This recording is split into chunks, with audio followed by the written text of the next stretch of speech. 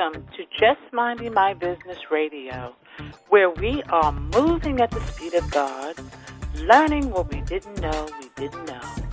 I'm your host, Ida Crawford. And I'm your co-host, Ruth Haskins.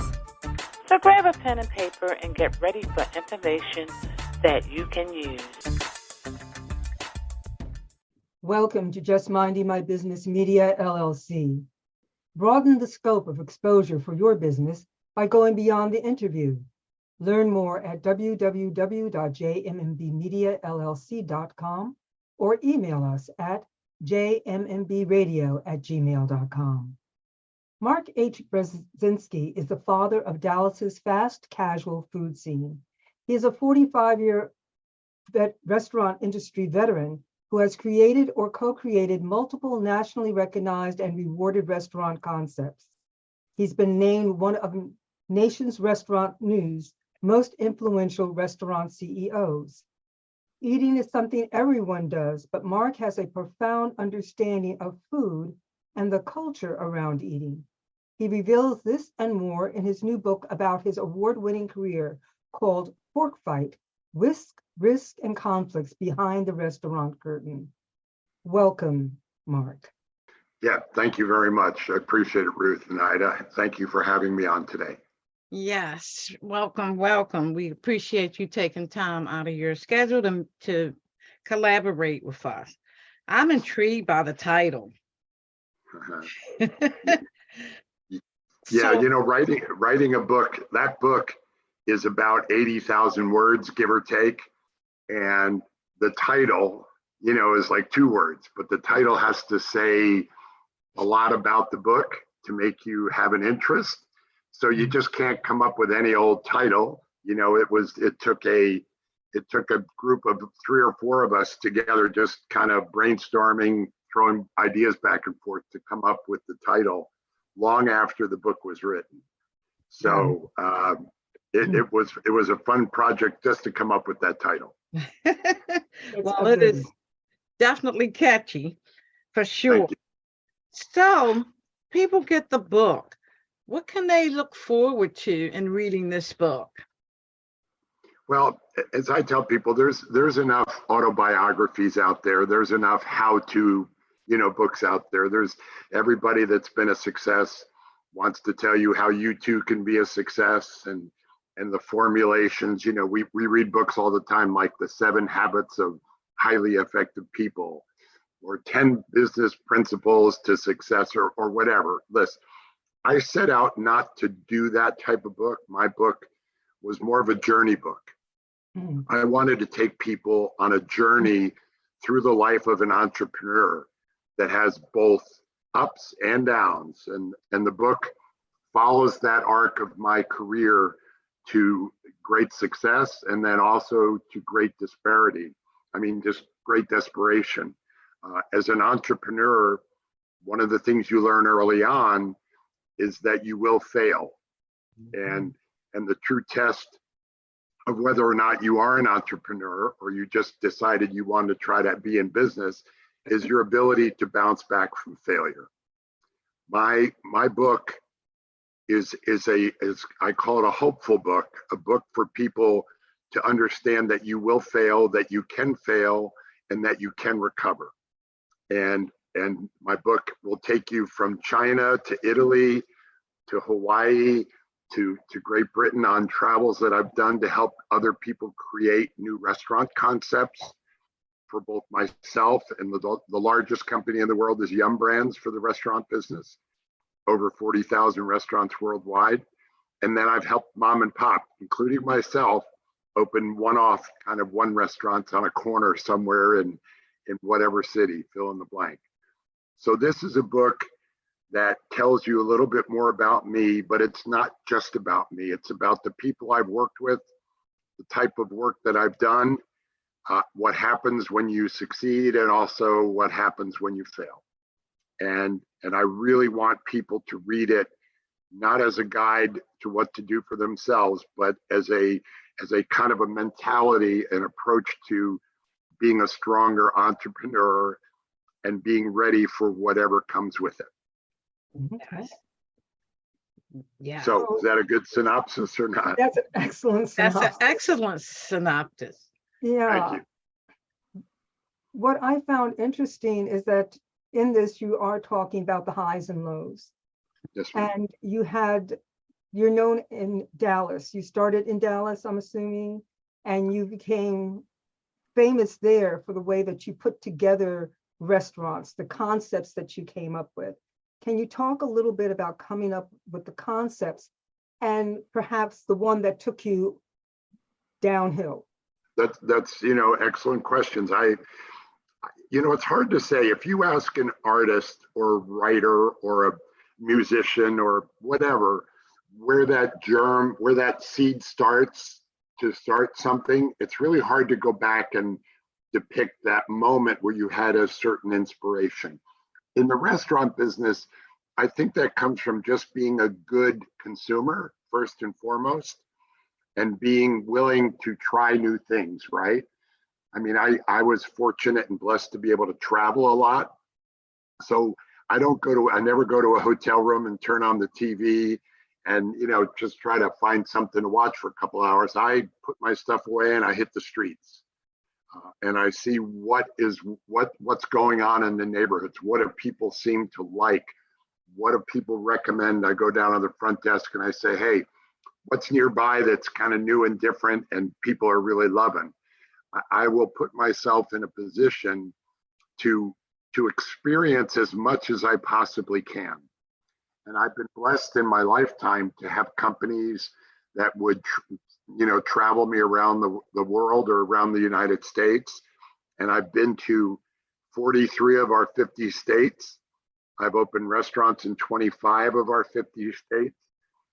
I've had opportunities to work with people in multiple areas of the country: Los Angeles, San Francisco, New York, Washington, Florida, all over Florida, Chicago. So part of my inspiration, to your question, Ruth, is just being a good observer.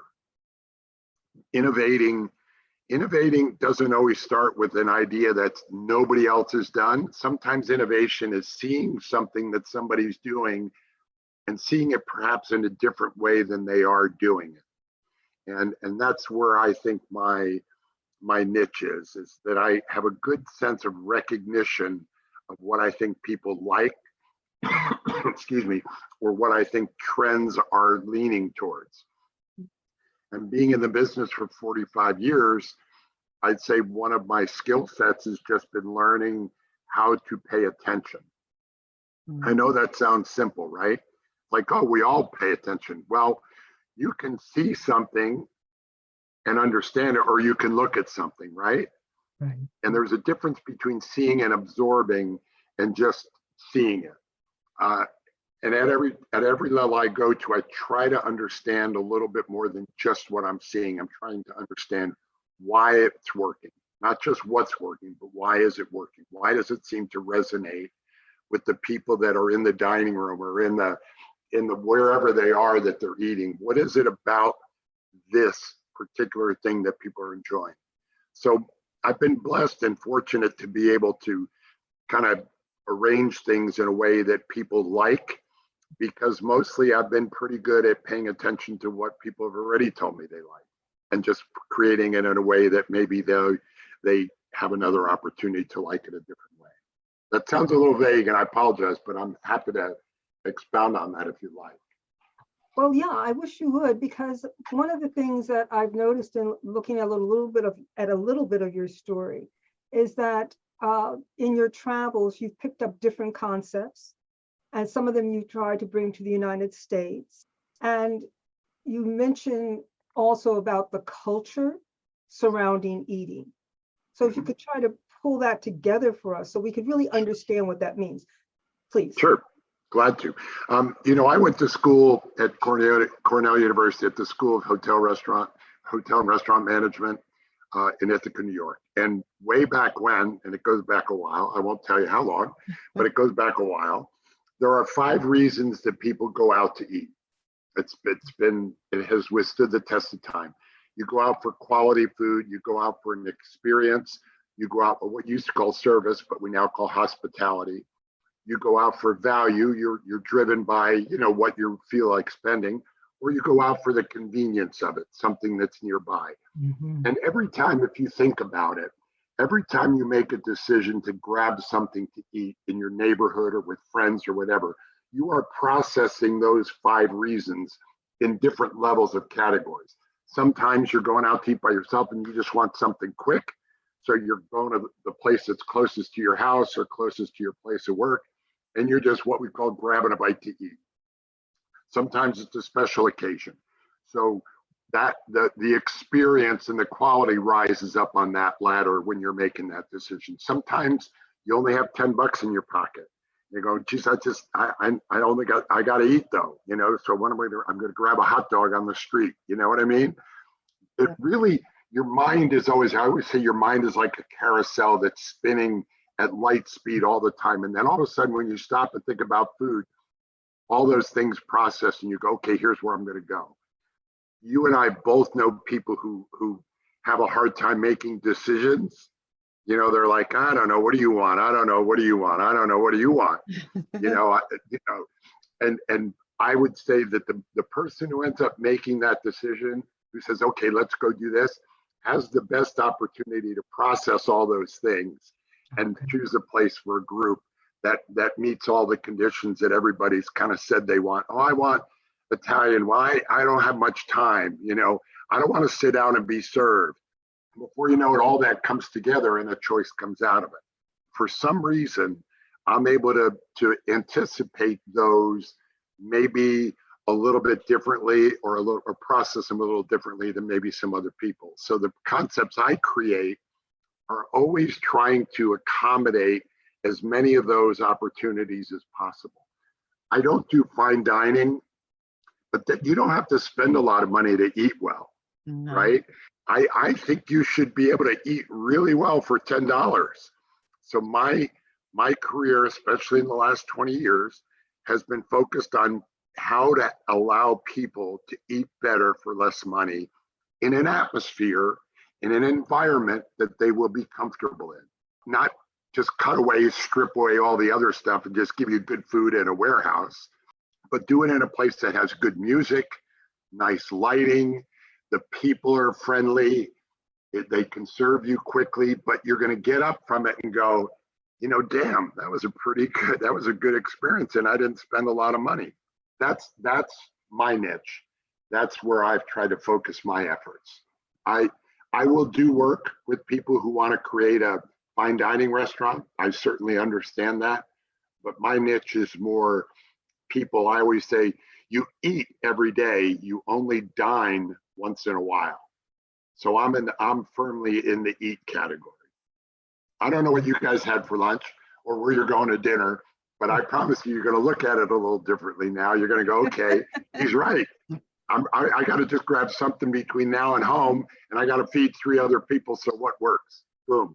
You go through a drive-through, Kentucky Fried Chicken, get a bucket of chicken. You go to a pizza parlor and get 2 pizzas. Whatever it is that fits that where that carousel stopped when it was spinning, you go, okay, that's what I need to do. Yes, and it's so funny you talk about that because we like to go to the all you can eat because of the variety of food that they have and because the price is good for what you're getting. So you've mentioned 3 things that your mind has come up with, right? You want good food, you want value, and you want choice. You want selection. Yes. And your mind immediately, the mind is an incredible thing, right? It immediately knows what addresses all 3 of those based on your experience. And it's telling you, okay, if that's what you want, go here. And all I try to do in my business is create places that will attract as many people that are thinking all those things together as possible. If you had 2 of your enterprises that you worked on, could you give us an example of 2 of them and how they fulfilled those criteria? Absolutely. One that probably gave me the most success is called Payway Asian Diner. We created P.F. Chang's China Bistro, which is a powerhouse of a full service restaurant concept. Had decided at some point that they needed to do a concept like that, but more affordable, quicker, faster, more everyday. P.F. Chang's was kind of a dining out occasion where you took a group and you celebrated, you waited 45 minutes to an hour for a table, you kept your table for an hour, hour and a half, and it was a night experience. Well, Pei Wei was created to be quicker, stronger, a little bit more convenient, in and out, more to-go food, etc. So we created that based on the success of P.F. Chang's, and it grew like a weed. From the year it opened in 2000 to the year I left in 2007, we built over 250 units. So it obviously worked. I was part of the initial group that helped create the concept, so I had some nice rewards attached to that. And then I will tell you about the flip side of the coin right after that. I took my money and I took a year off. I traveled around the world and I came up with my next concept that I wanted to open, and it was my version of what I call modern Indian food. It was called Bengal Coast, and I opened it in Dallas. And I strayed away from what I felt like I did best. I went back to full service fine dining, thinking that I could create the next P.F. Chang's, but of Indian food, right? I felt like it was time that Indian food was coming into a kind of a peak, and people were starting to really be curious about Indian food. So I decided I was going to put the money I made, put my money where my mouth was. And I opened an Indian restaurant called Bengal Coast here in Dallas. Unfortunately, it opened during the biggest financial crisis we've had in our lifetime, which was 2008 to 2010. I think everybody listening and you guys understand what that meant to our business and to us personally as individuals. The restaurant failed. And in a period of about 2 years, I lost every dollar I had that I had made the previous 7 to 10 years. And it took me from a place where I could afford to fly first class around the world and stay in nice suites at the top of hotels to somebody who pretty much was housebound and had to watch every single dime that I was spending. It was a stark realization of the peaks and valleys of entrepreneurialism. And the book details that very, very, very rawly, in a very raw way. And the chapter after Bengal Coast is appropriately named The Aftermath. Mm-hmm. And I detail in a complete chapter what it's like to live through bankruptcy, to feel like your career is over, to feel like you've let everybody down, to feeling like you're all alone. And then after that, how to recover. I mean, the book then details how I went about trying to resurrect myself, to forgive myself, and allow myself an opportunity to be creative again. And that's, you can tell by my voice, it's a very emotional time. Yes. Oh, I can my. imagine. That sounds wonderful, though. This sounds like an awesome book because Yes, it does. humility, to see where you went wrong, Yeah. live through that experience. And then I heard you say, resurrect myself. Yes, ma'am. Is what so many entrepreneurs need to know. And it's one of the things that keeps people from stepping out and really fulfilling their dream. They're so worried about failing. And they think that if they fail, they'll never get up again. But I can see where your book would be an inspiration. Absolutely. Would be a tremendous inspiration. Because many people are sitting in that. There are a lot of entrepreneurs who did not come through the pandemic well. They lost everything also. And they have no idea of how to start again. And I heard you also say something about forgiveness. You had to forgive yourself. Can you talk a little bit about that? And before we go there, how do people get the book? No, thank you for asking that, Ida. It's available on Amazon, Barnes and Noble, Target, all the usual suspects. You just Google ForkFight book, ForkFight just the way it sounds, and it'll come up. It sells in hardcover right now. We were able to get a hardcover. It's got a 16-page photo insert in the middle of various stages of my career and growing up in the business. It's available, and I was told last week that it was the #1 new release in the restaurant and food category on Amazon the week it came out. So I think we've got a little momentum, but I will never again in my lifetime take anything for granted. I promise you that I will work as hard at trying to promote this and trying to share the story with as many people as possible. I think it's an important story to share. Yes, yes. So the forgiveness. Sorry to interrupt. Well, we all grow up a little different. This gets really a little bit too deep. I apologize, but we all grow up differently. I was the youngest of 5 kids in my family, so I was always the brunt of practical jokes and everything. I found it harder as I got older to forgive myself because I was always seeming to be in a defensive mood, right? At some point along the way, though, I got enough courage because I probably had that in my fabric from my parents to be courageous. I got enough courage to do things that were a little bit more risk taking. And for whatever reason, I wasn't failing a lot. So I started feeling pretty full of myself. Hey, I was bulletproof. I can't fail. So when failure did come, boy, I didn't know how to deal with it. I'll be very honest. I didn't know what to do. I had no point of reference. And it took some very, very dear friends who were okay with me not being at the top of the ladder anymore, who would counsel me, who would check in on me, who wouldn't let me detach. Who, said, "Come on, Mark, look at your career arc. You've done well. You failed one time. Don't let that one failure define you."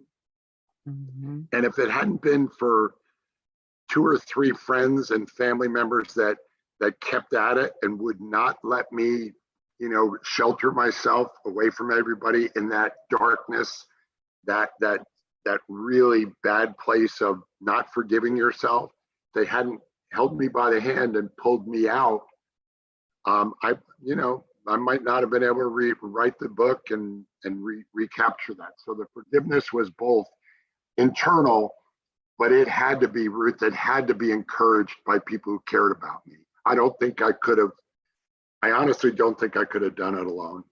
It would be arrogant of me to say that I got myself out of it, because I didn't. I needed help. Mm-hmm. And I found help in people that really cared for me and really believed in me. I call them the believers. I call them the believers in the book.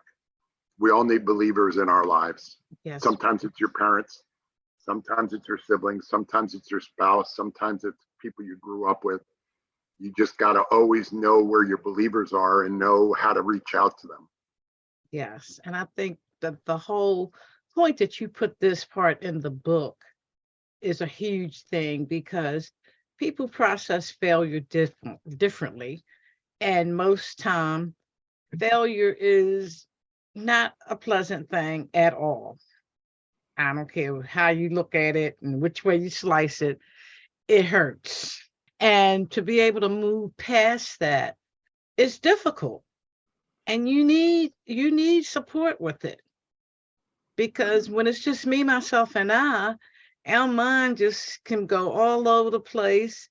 I shouldn't have done this and I shouldn't have done that. And we just continuously beat ourselves up. Oh, I will tell you to that point, Ida, if I might, what I found myself doing, if you lay in bed when you wake up and your mind won't stop, right? It'll like, okay, mm-hmm. What I found, it's like, okay, stop, get your feet on the ground and start walking. Don't just sit here prone and allow yourself to punish yourself and try to relive what I could have done. Just get up, put your feet on the ground and start moving. Mm-hmm. And all of a sudden you find that action leads to other action, right? Okay, go to your computer, write an email to a friend who you think might need help. Go take your dogs for a walk. Do something constructive. Stop letting yourself be so stagnant because you're so intent on punishing yourself. Give yourself a chance to move about and start thinking a little bit more clearly. A little thing like getting out of bed and putting your feet on the ground, take a shower, feel refreshed, do something that doesn't let your mind take over your entire being and your entire capacity. I know that, sorry if it gets a little philosophical, but no, it makes absolute good sense, because the more you, let's say, wallow in it, the worse it becomes, and you're not doing anything to move away from that feeling.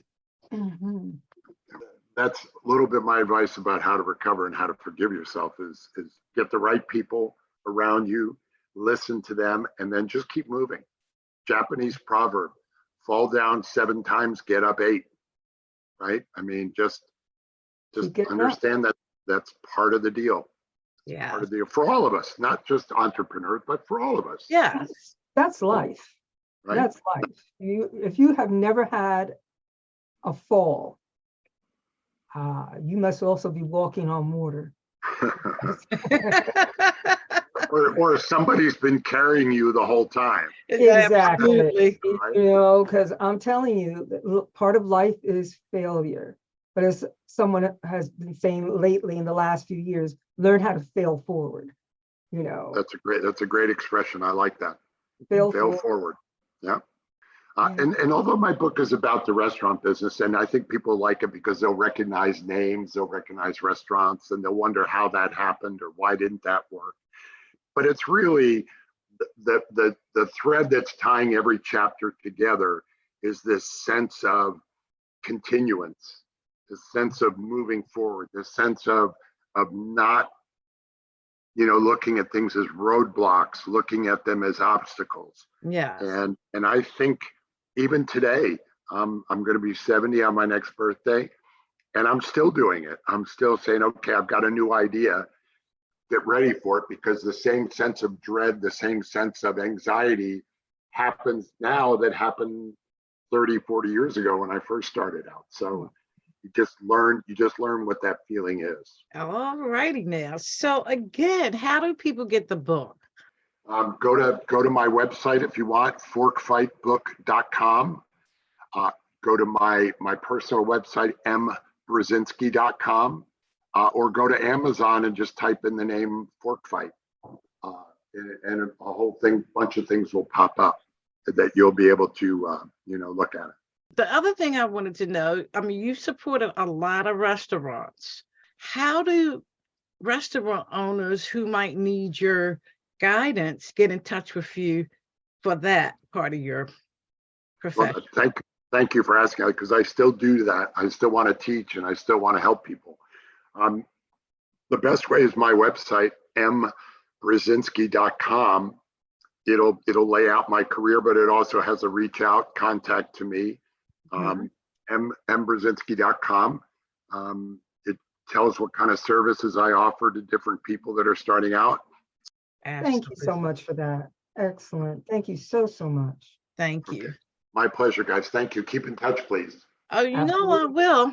Thank you for tuning in to Just Minding My Business Radio. I'm your host, Ida Crawford.